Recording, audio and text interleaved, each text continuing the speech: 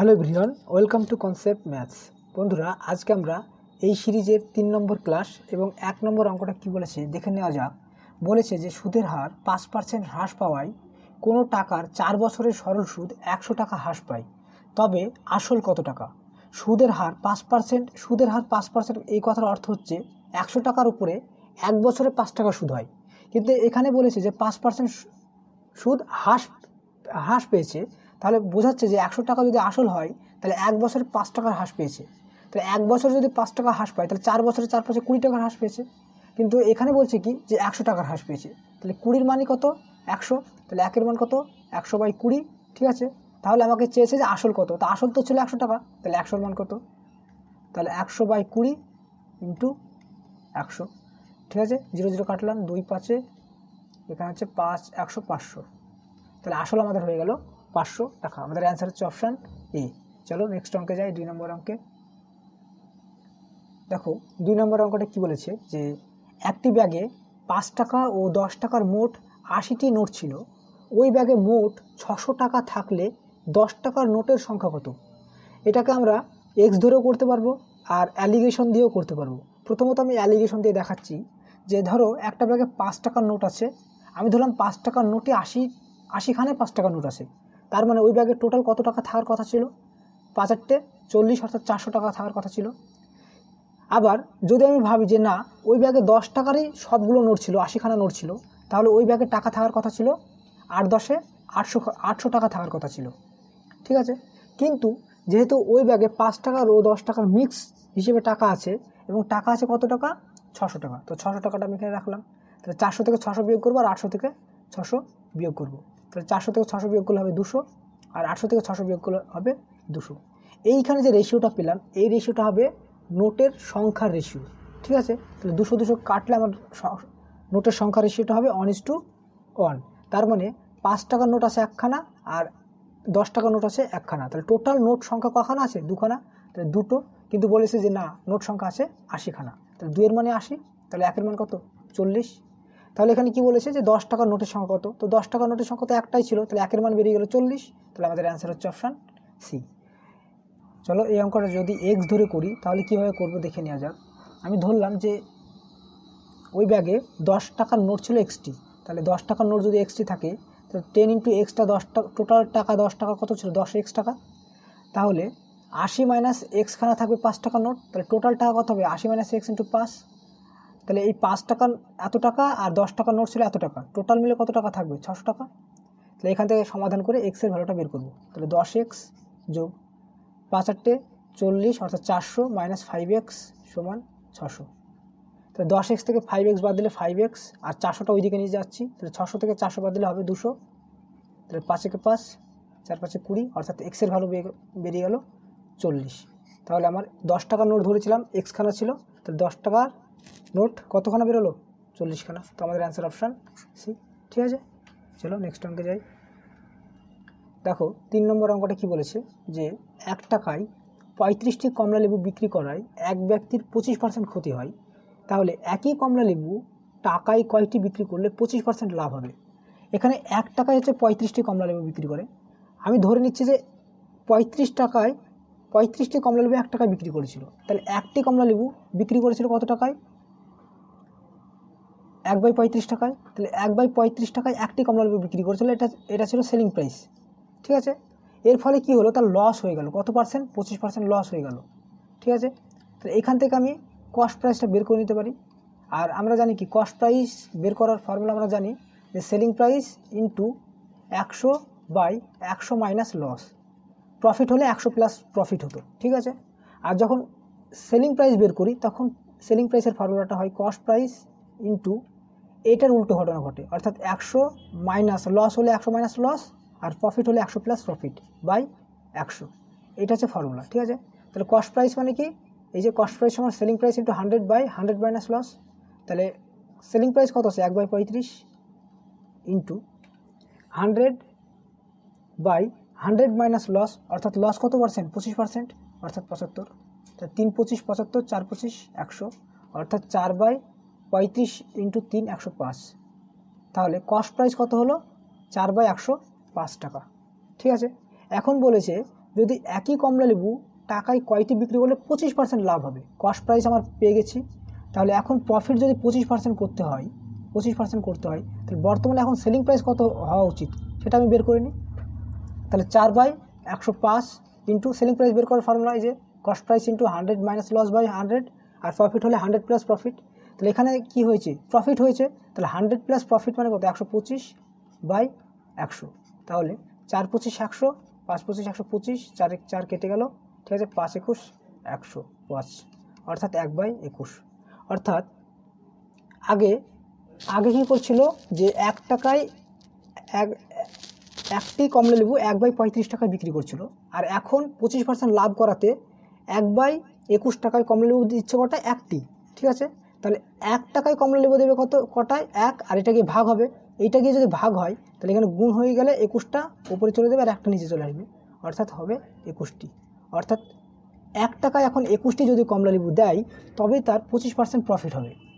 আর একবার বলি, এখানে হচ্ছে একটি কমলা লেবু 1/35 টাকায় দিচ্ছিল, তার জন্য তার লস হচ্ছিল 25%। এখন কি হলো, 1/21 টাকায় একটি যদি কমলা লেবু বিক্রি করে তবে তার লাভ হবে 25% লাভ হবে। তাহলে এত টাকায় যদি একটি কমলা লেবু দেয় তাহলে 1 টাকায় কয়টি কমলা লেবু দেবে এটা বের করে নিলাম। তাহলে কমলা লেবু দেবে 21টি, ঠিক আছে। তো আমাদের অ্যান্সার হচ্ছে অপশান বি। চলো নেক্সট অঙ্কে যাই। দেখো 4 নম্বর অঙ্কটা কি বলেছে, স্রোতের গতিবেগ 2 কিলোমিটার/ঘন্টা। স্রোতের গতিবেগ মানে স্পিড অফ কারেন্ট হচ্ছে 2 কিলোমিটার/ঘন্টা, আর স্রোতের প্রতিকূলের গতিবেগ 6 কিলোমিটার/ঘন্টা, মানে আপ স্ট্রিমের গতিবেগ হচ্ছে 6 কিলোমিটার/ঘন্টা, ঠিক আছে। আচ্ছা, কী চেয়েছে, তাহলে অনুকূলের গতিবেগ কত, অর্থাৎ ডাউন স্ট্রিমের বেগ আমাকে বের করতে হবে। আর স্রোতের প্রতিকূল মানে কি জানি, নৌকার বেগ মাইনাস স্রোতের বেগ, ঠিক আছে। আর নৌকার বেগ মাইনাস স্রোতের বেগ, এই যে এটাই তো বলছে প্রতিকূলের বেগ, আর প্রতিকূলের বেগ বলা আছে 6, তাহলে এটা হলো 6 দেওয়া আছে, আর স্রোতের বেগ দেওয়া আছে 2, তাহলে এখান থেকে আমি নৌকার বেগটা পেয়ে যাব। তাহলে 6 আর এই স্রোতের বেগটা ওই দিক গেলে প্লাস হবে, অর্থাৎ স্রোতের বেগ তো 2, তাহলে +2, অর্থাৎ নৌকার বেগ পেয়ে গেলাম আমি 8। আর ডাউন স্ট্রিম মানে কি জানি, যে নৌকার বেগের সঙ্গে স্রোতের বেগ যোগ করলে আমরা ডাউন স্ট্রিমের বেগ বা অনুকূলের বেগ পাই। তাহলে নৌকার বেগ তো 8 বের করলাম, আর স্রোতের বেগ বলা আছে 2, তাহলে 8 আর 2 10, তাহলে স্রোতের অনুকূলের বেগ হবে 10 কিলোমিটার/আওয়ার। তাহলে আমাদের অ্যান্সার হচ্ছে অপশান বি, ঠিক আছে। এটা একটু বলে দিই যে এটা যদি স্রোত হয়, অর্থাৎ স্রোতের বেগ হয়, আর এই বরাবর যদি নৌকা যায়, তাহলে এই বরাবর যদি নৌকা যায় তাহলে নৌকার বেগ আর স্রোতের বেগ যোগ করলে আমরা পাই স্রোতের অনুকূলের বেগ, যেটা HD = HB + CPC। আর যদি এটা স্রোতের বেগ হয়, স্রোত যদি এই বরাবর যায় আর নৌকা যদি উল্টো বরাবর যায়, তাহলে এটা স্রোতের বেগ আর এটা হচ্ছে বোটের বেগ। নৌকা যদি উল্টো বরাবর যায় স্রোতের, তাহলে এটা বলে স্রোতের প্রতিকূলের বেগ, যেটা পাই স্রোতের প্রতিকূলের বেগ যেটা পাই সেটা হচ্ছে নৌকার বেগ থেকে স্রোতের বেগটা বিয়োগ করলে আমরা স্রোতের প্রতিকূলের বেগ পাই, ঠিক আছে। তো চলো নেক্সট অঙ্কে যাই আমরা। 5 নম্বর অঙ্কটা কী বলেছে দেখি, যে এ একটি দ্রব্য বিকে 10% ক্ষতিতে বিক্রি করে, বি সেই দ্রব্যটি সিকে 20% ক্ষতিতে বিক্রয় করে, তবে প্রকৃত ক্ষতির পরিমাণ কত। তো এটাকে আমরা এই ফর্মুলা দিয়ে করতে পারি, x + y × x + x × y/100। তাহলে x কত, প্রথমে 10% ক্ষতি করেছে মানে -10, তারপরে y আবার কি 20% ক্ষতি করেছে মানে -20, যোগ -10 × -20/100, ঠিক আছে।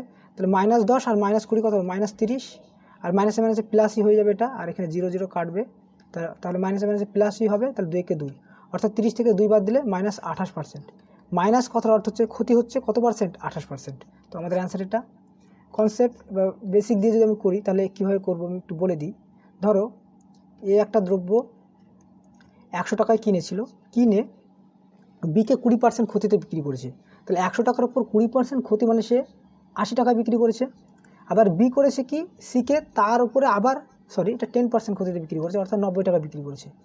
আবার বি করলো কি, সিকে 20% ক্ষতিতে বিক্রি করেছে। তাহলে 90-এর উপর 20% মানে কি, সে 80%-এ বিক্রি করেছে। তাহলে 80%-এ বিক্রি করা মানে কি 80/100, অর্থাৎ এটা কেটে দিচ্ছি, ঠিক আছে, এটা কেটে দিলাম। তাহলে 8 9 72 টাকায়। তাহলে এই যে 100 টাকা দামের দ্রব্যটি আলটিমেট গিয়ে বিক্রি হচ্ছে কত টাকায়, 72 টাকায়। তাহলে ক্ষতি হচ্ছে কত টাকা, 28 টাকা। তাহলে 100 টাকার উপর ক্ষতি হলো কত টাকা, 28 টাকা। তার মানে 100 টাকার উপর যেহেতু 28 টাকা ক্ষতি হয়েছে, তার মানে এটাকে বলবো 28% ক্ষতি হয়েছে, ঠিক আছে। চলো নেক্সট অঙ্কে যাই। দেখো 6 নম্বর অঙ্কটি কি বলেছে, যে একটি চৌবাচ্চায় জল ধারণ ক্ষমতা 425 লিটার, তলদেশের ছিদ্র দিয়ে 8% জল বের হয়ে গেলে চৌবাচ্চার অবশিষ্ট জলের পরিমাণ কত? চৌবাচ্চার মোট জল ধারণ ক্ষমতা কত? 425 লিটার। ঠিক আছে, এবার কি হয়েছে, 8% জল বেরিয়ে গেছে, তারপর জল থাকছে কত? এখনও 92% জল আছে। তাহলে 425%-এর উপরে 92%-এর মান কত সেটা বের করলে আমার এখন অবশিষ্ট জলের পরিমাণ বেরিয়ে যাবে। তাহলে 4 25 100, 17 25 425, আর 4 একে 4, 4 দুগুণে 8, 3 4 12, অর্থাৎ 23। তাহলে 17 × 23 গুণ করলেই আমার কত হচ্ছে? 3 17 51, 1 হাত থেকে 5, 17 দুগুণে 34, আর 5 39, 391 লিটার। তাহলে এখন আমার চৌবাচ্চায় 391 লিটার জল অবশিষ্ট আছে। তাহলে আমাদের অ্যান্সার হচ্ছে অপশান বি। 6 নম্বর অঙ্ক যাই। দেখো, 6 নম্বর অঙ্ক হয়ে গেল, 7 নম্বর অঙ্কটা করবো আমরা এবার। দেখি 6 নম্বর অঙ্কটা হয়ে গেছে। হ্যাঁ, চলো দেখো 7 নম্বর অঙ্কটা কি বলেছে, যে কোনো শহরের বর্তমান জনসংখ্যা এত, প্রতি বছর 5% হারে বৃদ্ধি পেলে 2 বছর পূর্বে জনসংখ্যা কত ছিল? 5% মানে কি 5/100, অর্থাৎ 1/20। বৃদ্ধি পাওয়া মানে কি 20টা জনসংখ্যা পরের বছরে বৃদ্ধি পেয়ে একটা বৃদ্ধি পাবে, অর্থাৎ জনসংখ্যা হবে 21 জন। তাহলে এই বছরে যদি 20 জন জনসংখ্যা হয়, একটা বৃদ্ধি পেয়ে পরের বছরের জনসংখ্যা হবে 21। ঠিক তারপরের বছরে একই ঘটনা, 5% হারে বৃদ্ধি পাবে। তাহলে এই বছরে 20টা হলে পরের বছর হবে 21। তাহলে 2 বছরের মোট জনসংখ্যা কত? 20 20 400। আর 2 বছর পূর্বে জনসংখ্যা, 2 বছর পরে অর্থাৎ বর্তমানে জনসংখ্যা এখন কত? 21 × 21 হচ্ছে 441। কিন্তু বলেছে দেখো বর্তমান জনসংখ্যা 4410। তাহলে 441-এর মানই বলবো কি 4410। তাহলে একের মান কত হবে? 4410/441। ঠিক আছে, তাহলে 2 বছর পূর্বে জনসংখ্যা কত ছিল? 400। তাহলে 400-র মান কত? তাহলে 400-র মান কত? 4410/441 × 400, 441। আর এখানে কাটলে এখানে 10 হবে, আর 10 × 400 অর্থাৎ 4000। তো 2 বছর পূর্বে জনসংখ্যা কত ছিল? 4000। তাহলে আমাদের অ্যান্সার অপশান সি। যাই নেক্সট 8 নম্বর অঙ্কে। দেখো 8 নম্বর অঙ্কটি কী বলেছে, যে 3টি সংখ্যার অনুপাত 3:4:6 এবং তাদের গসাগু 12 হলে লসাগু কত? আমি সংখ্যা 3টি ধরে নিলাম, একটা হচ্ছে 3x, একটা হচ্ছে 4x, আর একটা হচ্ছে 6x। তাহলে এদের গসাগু বা এই সেপ বা হাইস্ট কমন ফ্যাক্টরটা কত হবে, বা গসাগুটা কত হচ্ছে? দেখো এই 3টে থেকে শুধুমাত্র এক্সই কমন আসছে। তাহলে এক্স কমন আসা মানে কি এক্স, সেটাই হলো গসাগু। ঠিক আছে, আর এই গসাগুর মানে বলা আছে 12। তাহলে এক্সের মান বলতে পারি আমি 12। তাহলে আমাকে লসাগু বের করতে হবে। তাহলে এখান থেকে যদি আমি লসাগু বা এলসিএম বের করি, তো প্রথমত তো এখান থেকে সবগুলো থেকে এক্স তো কমন আসছেই, এক্স তো হবেই। সঙ্গে 3 4 আর 6-এর লসাগু কত হচ্ছে আমি দেখে নিই। 3 4 আর 6-এর লসাগু কত হচ্ছে? 3 একে 3, 3 দুগুণে 6, 2 দুগুণে 4, আর 1। তাহলে 3 দুগুণে 6, 6 দুগুণে 12। তাহলে আমার লসাগুটা হলো 12 × x। তাহলে আমাদের লসাগু হচ্ছে 12 × x, আর এক্সের ভ্যালু তো আমি পেয়ে গেছি 12। তাহলে 12 × 12 অর্থাৎ লসাগুর মান হবে 144। তাহলে আমাদের অ্যান্সার অপশান ডি। এটাকে এইভাবে করতে পারো, এই যেহেতু আমি এক্সের ভ্যালু বেরিয়ে গেছে, তো এখানে এক্সের মান বসিয়ে দিয়ে 3 12 36, 3 12 36, হ্যাঁ, আর 4 12 48, আর 5 6 12 72। এবার এই 36 48 আর 72-এর লসাগু করলে দেখবে 144 বেরোবে। এইভাবে যদি করো একটুখানি সময় বেশি লাগবে, আর যদি আমি এইভাবে ডিরেক্ট করে নিই তাহলে আমার সময়টা একটুখানি কম লাগবে। তো তোমাদের যেটা ভালো লাগবে সেটা করবে অবশ্যই। তো চলো নেক্সট অঙ্কে যাই। দেখো 9 নম্বর অঙ্কটা কী বলেছে, যে একটি সংখ্যাকে প্রথমে 20% বাড়িয়ে পরে আবার 20% বাড়ালে সংখ্যাটি মোটের ওপর কত পার্সেন্ট বাড়বে? ঠিক এই ফর্মুলাটা দিয়ে আবার এই অঙ্কটাও করতে পারবো, x + y + x × y/100। ঠিক আছে, তাহলে প্রথমে 20% বাড়ালো, তাহলে 20, পরে আবার 20% বাড়ালো, তাহলে 20 যোগ 20 × 20/100, 0 0 0 0। তাহলে 20 আর 20 যোগ করে 40, আর 2 দুগুণে 4 অর্থাৎ 44%। তাহলে আমাদের অ্যান্সার হচ্ছে অপশান ডি। আর এমনি যদি করি, তা আমি ধরলাম যে প্রথমে একটা সংখ্যাকে 100-এর উপর 20% বাড়ালো মানে কত হলো? 120। 120-র উপর আবার 20% বাড়ানো হচ্ছে। 120-র উপর 20% বাড়ানো মানে 120%-এর ভ্যালুটা কত হচ্ছে সেটা বের করে নেব। তাহলে 0 0 0 0 অর্থাৎ 12 12 144। তাহলে 100 প্রথমে সংখ্যাটা ছিল, তাহলে সংখ্যাটা আলটিমেট বেড়ে কত হলো? 144। তারপরে বৃদ্ধি পেলো কত? 40%। তাহলে 100-র উপর 44 বাড়া মানে কত বাড়লো? 40%। তো আমাদের অ্যান্সার অপশান ডি।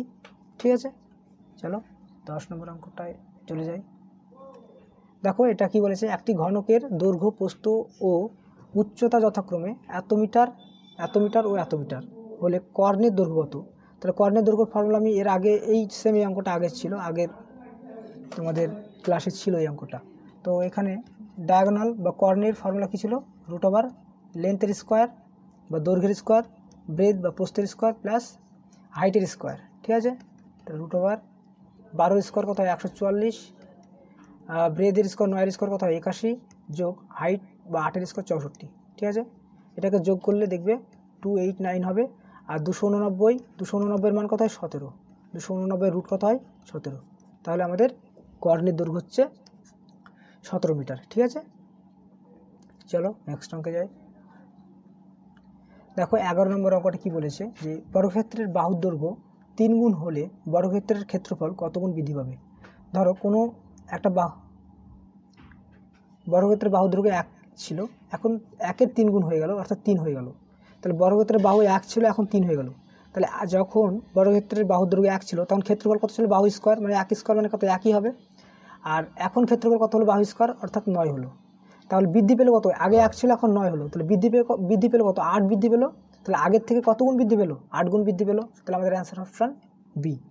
তো এইটা যারা বুঝতে পারছো না, এক্স ধরে যদি কীভাবে করবো, একই জিনিস। ধরো আমি বর্গক্ষেত্রের বাহু দৈর্ঘ্য এক্স ছিল, আর এখন এক্সের উপর 3 গুণ বৃদ্ধি পেয়ে গেলো, অর্থাৎ 3x হয়ে গেল। তাহলে আগে ক্ষেত্রফল কত ছিল এক্স স্কোয়ার, আর এখন ক্ষেত্রফল কত হয়ে গেলো 9x স্কোয়ার। ঠিক আছে, তাহলে এখন ক্ষেত্রফল বৃদ্ধি পেলো কত, 9x স্কোয়ার থেকে 8x স্কোয়ার বাদ দিলে কত, এই 9x স্কোয়ার থেকে x স্কোয়ার বাদ দিলে কত হবে 8x স্কোয়ার। তাহলে বৃদ্ধি পেলো 8x স্কোয়ার। তাহলে কত গুণ বৃদ্ধি পেলো, 8 ইন্টু এক্স স্কোয়ার। এই এক্স স্কোয়ার মানে কি ছিল, প্রথম বর্গক্ষেত্রের ক্ষেত্রফল। তাহলে প্রথম বর্গক্ষেত্রের ক্ষেত্রফলে 8 গুণ হলো, দ্বিতীয় বর্গক্ষেত্রের ক্ষেত্রফল বৃদ্ধি পেলো, অর্থাৎ কত গুণ বৃদ্ধি পেলো, 8 গুণ বৃদ্ধি পেলো। ঠিক আছে, চলো নেক্সট 12 নম্বর অঙ্কটা কী বলেছে যে দুটি বর্গক্ষেত্রের ক্ষেত্রফলের অনুপাত 25:16 হলে তাহলে তাদের বাহুর অনুপাত কত। বর্গক্ষেত্রের ক্ষেত্রফলের অনুপাত যদি বলা থাকে আর বাহুর অনুপাত যদি চাই, তাহলে এটাকে রুট করে দিলে আমার অ্যান্সার বেরিয়ে যাবে, অর্থাৎ বাহুর অনুপাত হবে 5:4। তাহলে আমাদের অ্যান্সার হচ্ছে অপশান এ। যদি বাহুর অনুপাত দেওয়া থাকে আর ক্ষেত্রফলের অনুপাত বলে দেয়, তাহলে বাহুর অনুপাতকে বর্গ করে দিলে আমি ক্ষেত্রফলের অনুপাত পেয়ে যাব। ঠিক আছে, চলো নেক্সট অঙ্কে দেখো 13 নম্বরটা কী বলেছে যে কোনো সংখ্যার 40% থেকে 150-এর 20% বিয়োগ করলে বিয়োগফল হয় 2। তাহলে ধরলাম আমি কোন সংখ্যাটি এক্সের 40%, অর্থাৎ 40/100 থেকে বিয়োগ করছি 150-এর 20%। তাহলে 20% বাই মানে কি 20/100, তাহলে সংখ্যাটি কত হবে 2 হবে। ঠিক আছে, তাহলে 0 এই 0 কাটলাম, আর এখানে এই 0 কাটলাম। তাহলে x × 4/10 সমান এই 15 দুগুণে 30, ওই দিকে নিয়ে চলে যাচ্ছি। তাহলে 2-এর সঙ্গে 30 যোগ হয়ে হবে 32। তাহলে এক্সের মান কত হবে 32, আর এইটা এই দিক গিয়ে 10টা উপরে গুণ হবে আর 4টা নিচে চলে আসবে। ঠিক আছে, তো 4×8 32, 8×10 80। তাহলে সংখ্যাটি কত হবে 80। তো আমাদের অ্যান্সার অপশন বি। চলো দেখি 14 নম্বর অঙ্কটা কী বলেছে যে দুটি সংখ্যার যোগফল ও বিয়োগফল যথাক্রমে এত ও এত হলে সংখ্যা দুটির বর্গের পার্থক্য কত।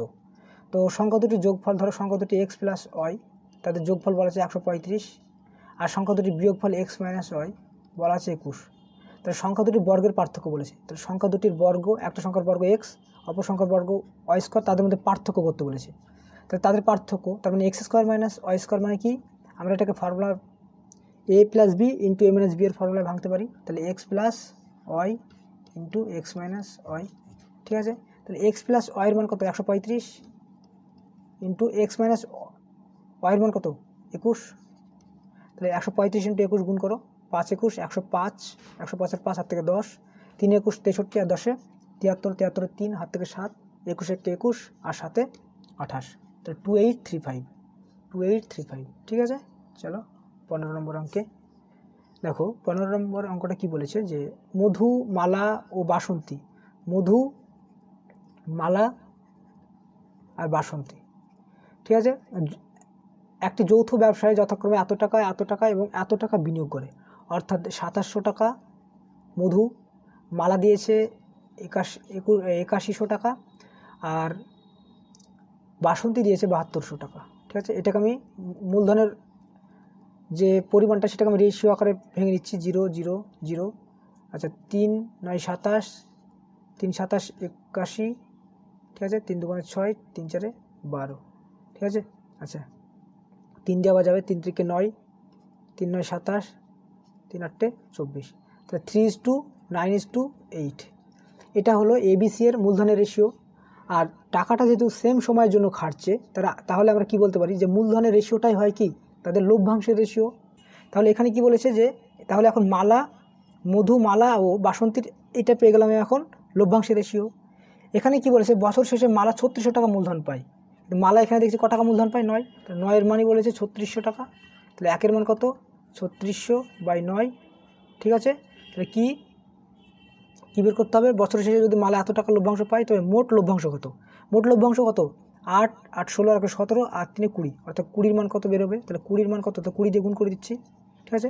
9 কে 9, 4 9 36, অর্থাৎ 400 × 20, তাহলে 4 দুগুণে 8, 8000, তাহলে মোট লভ্যাংশ হবে 8000 টাকা।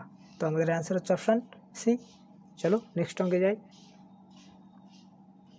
দেখো 16 নম্বর অঙ্কটা কি বলেছে যে প্রথম ও দ্বিতীয় সংখ্যা তৃতীয় সংখ্যার চেয়ে যথাক্রমে এত % ও এত % বড়। এটা ধরো প্রথম সংখ্যা, এটা দ্বিতীয় সংখ্যা, আর এটা তৃতীয় সংখ্যা, ঠিক আছে। বলেছে যে প্রথম ও দ্বিতীয় সংখ্যাটি তৃতীয় সংখ্যার চেয়ে 20% ও 50% বড়। তাহলে তৃতীয় সংখ্যা যদি 100 হয় তাহলে প্রথম সংখ্যা এই তৃতীয় সংখ্যা থেকে 20% বড় মানে কত, 120 হবে। আর দ্বিতীয় সংখ্যা তৃতীয় সংখ্যা থেকে 50% বড় মানে দ্বিতীয় সংখ্যাটা হবে 150। তাহলে এটাকে আমি রেশিও আকারে পরিণত করে নিচ্ছি, ঠিক আছে।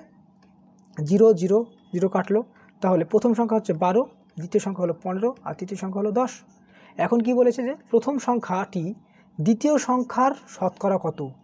প্রথম সংখ্যাটি এই জায়গাটা বোঝার চেষ্টা করবে যে প্রথম সংখ্যাটি দ্বিতীয় সংখ্যাটির শতকরা কত। তাহলে প্রথম সংখ্যাটি কত 12, আর দ্বিতীয় সংখ্যাটি কত 15, তাহলে এর পার্সেন্টেজ বের করে নিলে আমার অ্যান্সার হয়ে যাবে। তাহলে 3 5 15, 5 20, 100, 3 4 12, 4 2 8, অর্থাৎ 80%। তাহলে প্রথম সংখ্যাটি দ্বিতীয় সংখ্যাটির হচ্ছে 80%।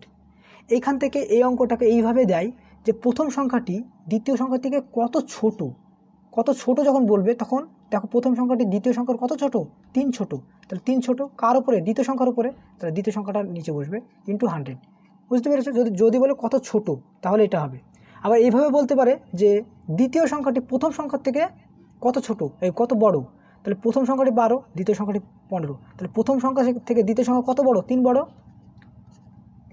এই দ্বিতীয় সংখ্যাটি কত বড়, 3 বড়, কার থেকে, দ্বিতীয় সংখ্যার থেকে। তাহলে দ্বিতীয় সংখ্যার উপরে প্রথম সংখ্যাটি 3 বড়, প্রথম সংখ্যা থেকে দ্বিতীয় সংখ্যা 3 বড়, তাহলে 3/12 × 100, ঠিক আছে। এইভাবেও বলতে পারে যে কত বড় বা কত ছোট, যদি এইভাবে বলে তাহলে আমরা এইভাবে করব। আর এখানে যেহেতু বড় বা ছোট কিছুই বলেনি তার জন্য এখানে আমরা পার্থক্যটা আমাদেরকে করতে হলো না, বোঝা গেল। তো এখানে আমার অ্যান্সারটা হবে 80%, অপশান সি। চলো নেক্সট অঙ্কে যাই। দেখো 17 নম্বর অঙ্কটা কি বলেছে যে দুই ব্যক্তির মাসিক আয়ের অনুপাত 7:4 এবং ব্যয়ের অনুপাত 5:2। প্রত্যেকের মাসিক সঞ্চয় যদি 2000 টাকা হয় তাহলে মাসিক আয় কত। দেখো তাদের মাসিক আয় বলেছে 7:4, তো আমি ধরে নিলাম যে প্রথম ব্যক্তির মাসিক আয় 7x টাকা আর দ্বিতীয় ব্যক্তির মাসিক আয় 4x টাকা, ঠিক আছে। এখন প্রথম ব্যক্তির মাসিক আয় তো 7x টাকা আর সঞ্চয় কত 2000 টাকা, তাহলে এই 7x থেকে যদি 2000 বাদ দিয়ে দিই তাহলে যে টাকাটা থাকলো এটা হচ্ছে প্রথম ব্যক্তির ব্যয় হলো। তাহলে আয় থেকে যখন আমি সঞ্চয়টা বাদ দিয়ে দেবো যে টাকাটা পড়ে থাকবে সেটা হচ্ছে ব্যয়, অর্থাৎ এটা হচ্ছে প্রথম ব্যক্তির ব্যয়। আর দ্বিতীয় ব্যক্তিও কিন্তু 2000 টাকায় সঞ্চয় করেছে আর দ্বিতীয় ব্যক্তির আয় কত 4x টাকা, 4x থেকে যদি আমি 2000 বিয়োগ করে দিই তাহলে এটা হবে দ্বিতীয় ব্যক্তির ব্যয়।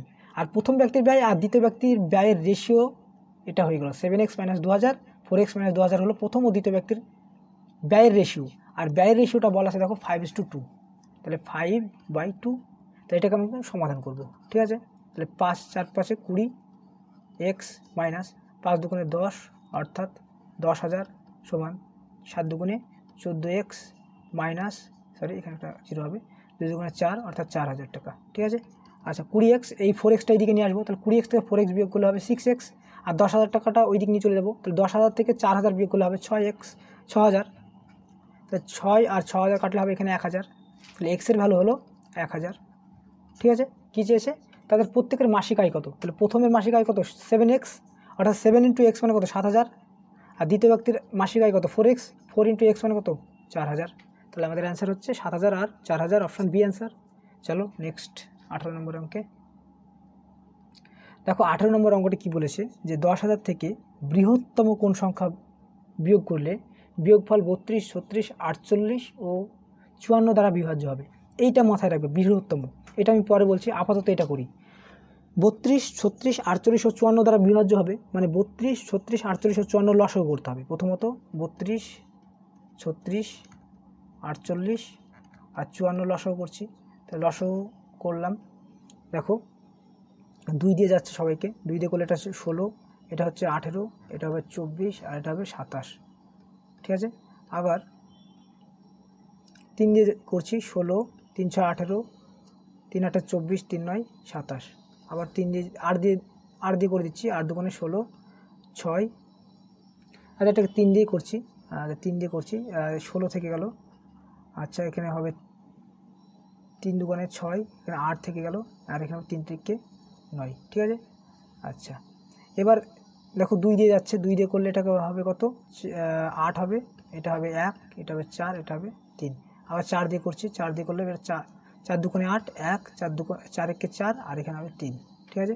তাহলে আমার লসাগুটা দাঁড়াচ্ছে কত, 3 দুগুণে 6, 3 6 18, 18 দুগুণে 36, 36 দুগুণে 72, তাহলে 72 ইন্টু 72 ইন্টু 3 4 12, 72 ইন্টু 12, ঠিক আছে। 12 দুগুণে 24, 4 হাত থেকে 2, 7 12 84, 84 আর 2 86। তাহলে 864 হলো এমন একটা সংখ্যা যেটাকে 32, 36, 48 এবং 54 দ্বারা ভাগ করা যায়।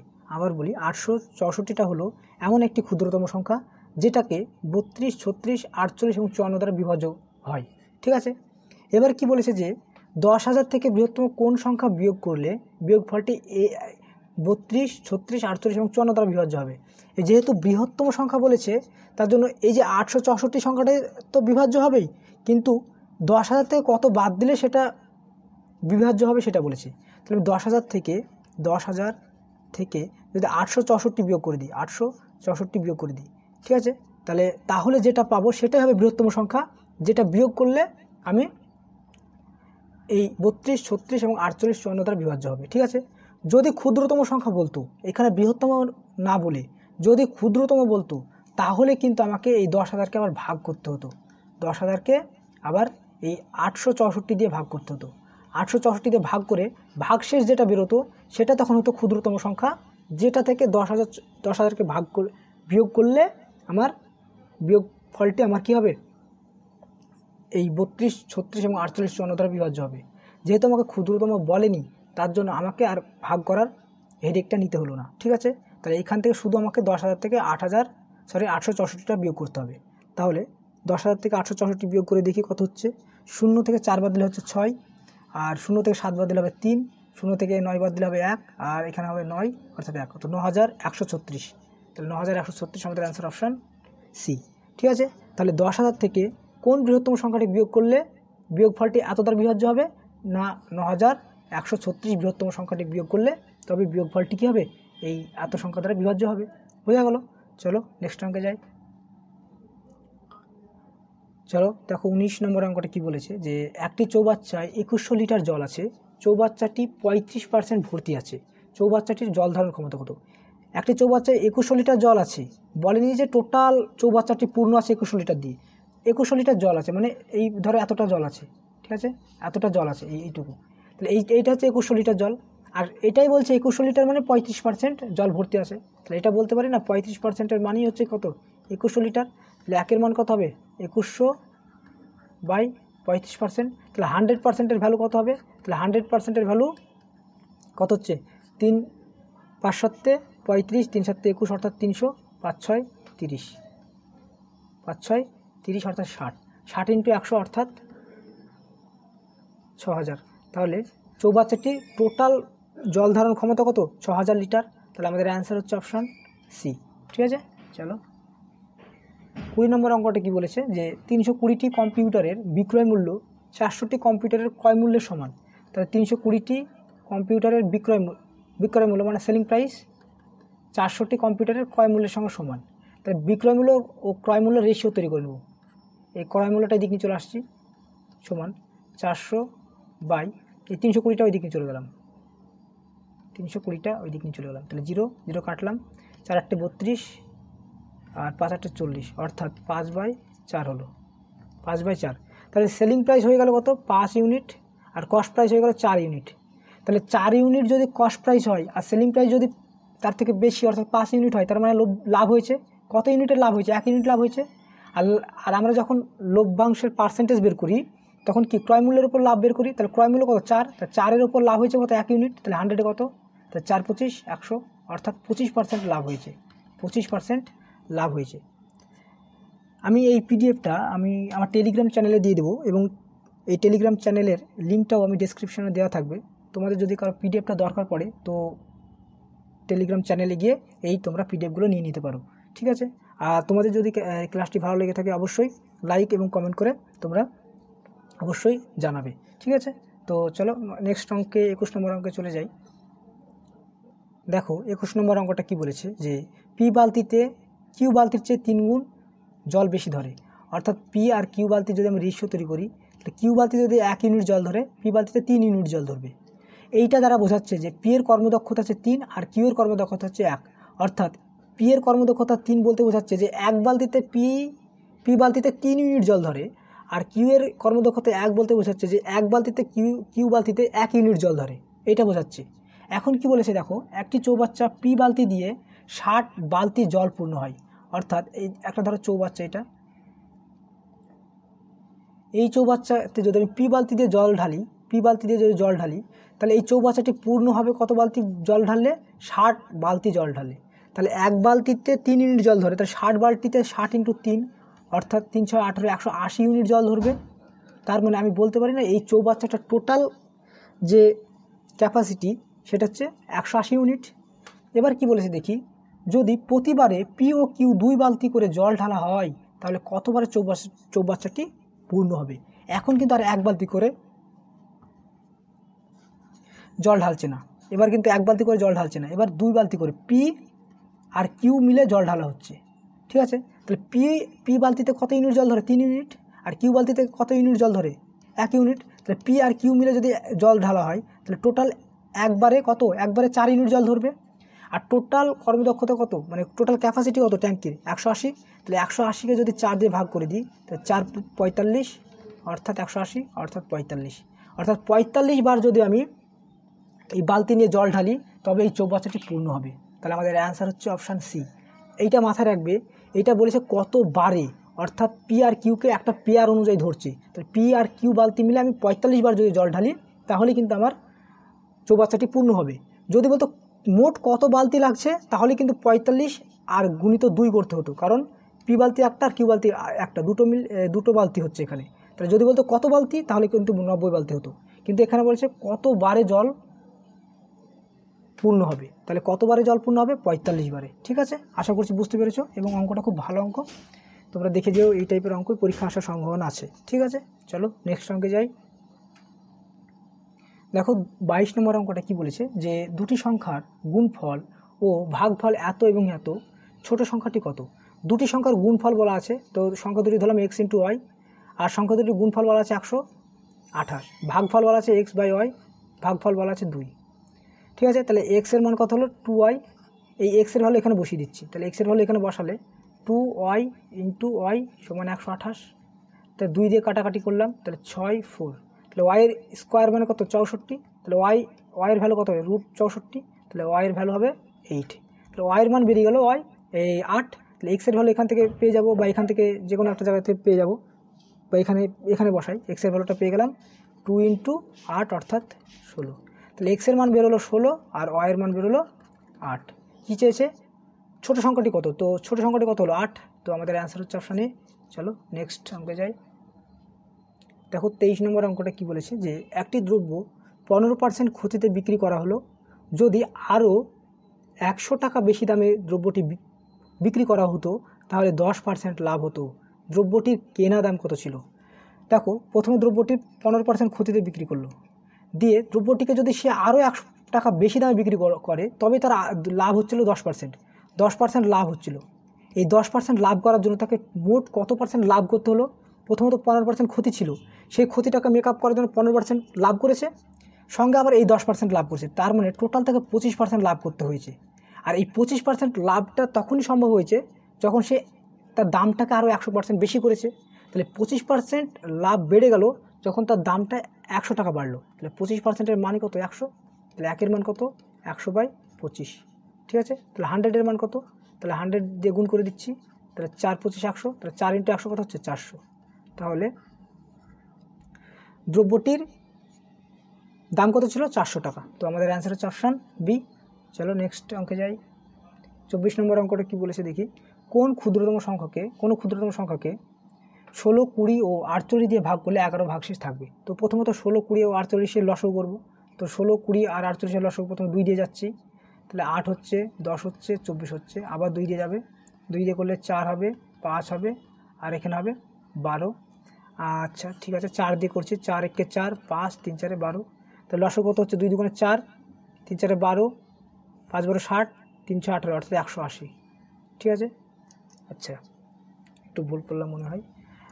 এখানে 8 হলো, 10, এখানে 24, 2 দিয়ে করলে 4, 5, এখানে হলো 12, 4 3 2 দিয়ে করলে 4, 4 4 16, আচ্ছা 5 16 80, আর 3 8 24, অর্থাৎ 240, সরি 240 হলো। ঠিক আছে, এবার কি বলেছে দেখি। এই 16, 20 ও 48 দিয়ে ভাগ করলে 11 ভাগশেষ থাকবে। এখন যেটা বেরোলো 240, সেটাকে যদি আমি 16 দিয়ে ভাগ করি বা 20 দিয়ে বা 48 দিয়ে, এই তিনটে সংখ্যা যে কোনোটা দিয়ে ভাগ করি না কেন, কোনো ভাগশেষ থাকবে না, কারণ এই 240 হবে সম্পূর্ণরূপে বিভাজ্য। কিন্তু বলেছে কি যে না, এমন একটা সংখ্যা বের করো যেটা 11 ভাগশেষ থাকবে। তাহলে আমি এই সংখ্যার সঙ্গে যদি আমি 11 যোগ করে দিই, অর্থাৎ 251 হবে। এবার 251-কে যদি আমি 16 দিয়ে ভাগ করি, দেখবে 11 ভাগশেষ থাকছে। 20 দিয়ে ভাগ করি, তাও দেখবে 11 ভাগশেষ থাকছে। 48 দিয়ে ভাগ করি, তাও দেখবে 11 ভাগশেষ থাকবে। তাহলে আমাদের অ্যান্সার হবে 251। তাহলে আমাদের অ্যান্সার হচ্ছে অপশান ই। তাহলে এখানে কি করতে হবে? লসাগু করে দিয়ে যেটা হবে সেটার সঙ্গে 11 যোগ করে দিতে হবে, তাহলে আমার এই অঙ্কটার অ্যান্সার বেরিয়ে যাবে। বোঝা গেল? চলো নেক্সট অঙ্ক, এবং এটা লাস্ট অঙ্ক। দেখো 25 নম্বর অঙ্কটা কি বলেছে যে দুটি সংখ্যার যোগফল 25, তাদের অন্তর 13, সংখ্যা দুটির গুণফল কত? সংখ্যা দুটির যোগফল 25 বলেছে, তাহলে x যোগ y মানে কত? 25। আর সংখ্যা দুটির অন্তর মানে কি? x - y সমান কত? 13। ঠিক আছে, তাহলে যোগ করে দিলে এটা বাদ যাবে, তাহলে 2x সমান হবে 25 আর 13, 25 আর হচ্ছে 13 হবে 38, তাহলে x এর মান হবে 19। তাহলে x এর মান এখানে বসাচ্ছি, x এর মান এখানে বসালে y এর মান বেরিয়ে যাবে, 25 থেকে 19 বাদ যাবে, তাহলে হবে 6। তাহলে y এর মান হয়ে গেল 6। তাহলে সংখ্যা দুটির গুণফল বের করতে বলেছে, তাহলে 19 × 6 গুণ করলে কত হবে? 19 6 114। তো আমাদের অ্যান্সার হচ্ছে অপশান ডি। তো এখানে আমাদের ক্লাসটি হলো, আজকে 25টা কমপ্লিট হয়ে গেল। পরে নেক্সট 4 নম্বর ক্লাসেও আমি 25টা অঙ্ক আনবো। এইভাবে আমি প্রায় 400+ অঙ্ক করাবো। যদি তোমাদের ক্লাসগুলো ভালো লেগে থাকে অবশ্যই লাইক করবে এবং কমেন্ট করে একটু জানাবে যে ক্লাস কোথায় কোনো জায়গায় যদি বুঝতে না পারো বা কোনো মতামত যদি থাকে তাহলে অবশ্যই কমেন্ট করে জানাবে।